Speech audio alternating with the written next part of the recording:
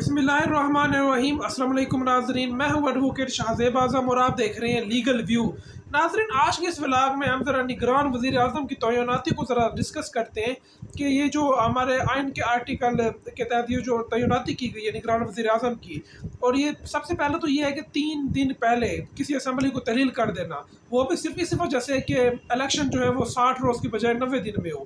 تو کیا یہ بھی کوئی لیگل چیز ہے کہ سپریم کورٹ کو اس کے اوپر نوٹس نہیں لینا چاہیے؟ جب قاسم سورین نے رولنگ دی تھی تو اس وقت ہمارے بندیال صاحب نے فوراً نوٹس لے لیا تھا، اور ابھی بھی اسمبلی تحلیل ہوئی ہے اور قبل از وقت تحلیل ہوئی ہے۔ تو اب اس میں ایسی کیا ہے کہ آپ نوٹس نہیں لے سکتے؟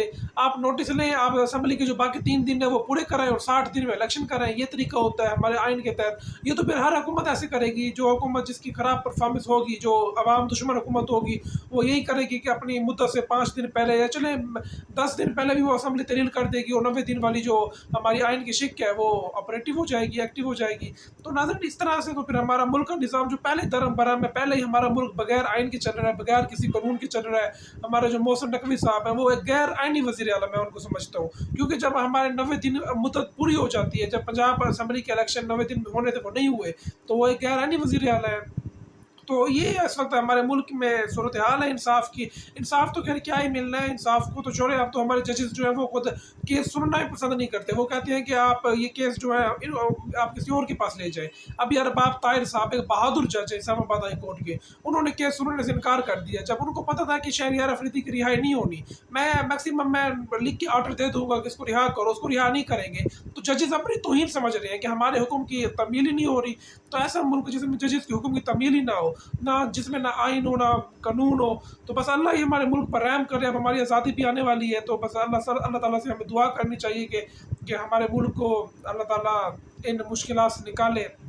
تو آج ہم ذرا ڈسکس کرتے ہیں یہ جو ہماری نگران وزیر اعلیٰ کا تعین ہو گیا ہے، انوار الحق کاکڑ صاحب ہمارے نگران وزیر اعظم ہوں گے، لیکن کچھ تکلیف سامنے آئی ہے کچھ صحافیوں کی، خاص طور پر غریدہ فروقی کی۔ اب غریدہ فروقی کون ہے، اس کا نون لیگ سے کتنا قریبی تعلق ہے وہ آپ سب کو پتہ ہے۔ اور غریدہ فروقی نے ایک ٹویٹ کیا ہے جس میں انہوں نے بتایا ہے کہ 30 سال بعد نواز شریف کو ایک اور کاکڑ کے ہاتھوں شکست، یعنی آپ دیکھیں یہ تکلیفیں سننے کے لائق ہے، یہ چیخیں سننے کے لائق ہے۔ اور اس میں 30 سال پہلے اگر دیکھا جائے تو جولائی 1993 میں جب اس وقت کے army chief general Waheed Kakar تھے، اور انہوں نے اس وقت کے جو تنازع چل رہا تھا وزیر اعظم نواز شریف اور صدر غلام اسحاق خان کے درمیان، اور انہوں نے دونوں سے استعفیٰ لے لیا تھا اور حکومت کو گھر جانا پڑا تھا۔ اب وہ ایسا کام کر سکتے تھے یا نہیں کر سکتے تھے؟ اب یہ دیکھیں کہ ہماری اسٹیبلشمنٹ کی مداخلت کتنی زیادہ ہے۔ اب آرمی چیف کا کیا کام ہے کہ بھائی وہ وزیر اعظم سے استعفیٰ لیتا پھرے؟ اب نواز شریف منتخب وزیر اعظم تھا، ان کو چاہیے تھا اپنا مسئلہ خود حل کرتے، چاہے جو دیوار میں سر جا کے مارتے، جو کچھ کرتے وہ خود کرتے، آرمی کو بیچ میں لانے کی کیا ضرورت تھی؟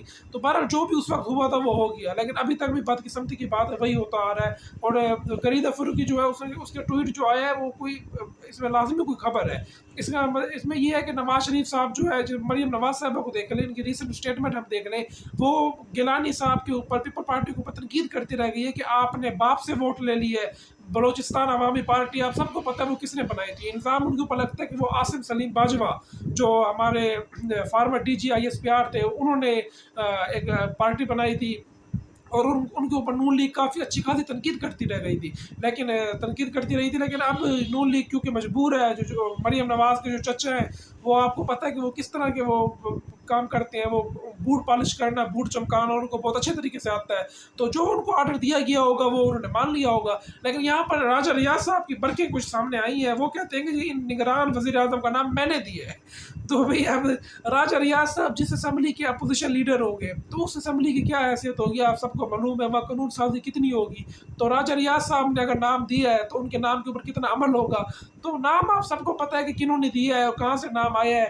نام جو ہے وہ ہمارے ملک کے جو بڑے پیر صاحب ہیں وہ نام دیتے ہیں، اور ان کے نام کے اور ان کے آگے جو ہے ہر کوئی سر تسلیم خم کرتا ہے، تو ان کے آگے تو کسی کی نہیں چلتی، نہ ہی ہمارے جو میاں شہباز شریف صاحب ہیں، وہ تو ویسے ہی ان کے بارے میں عمران خان صاحب کہتے ہیں کہ وہ بہت ہی اچھے بوٹ پالش کرتے ہیں۔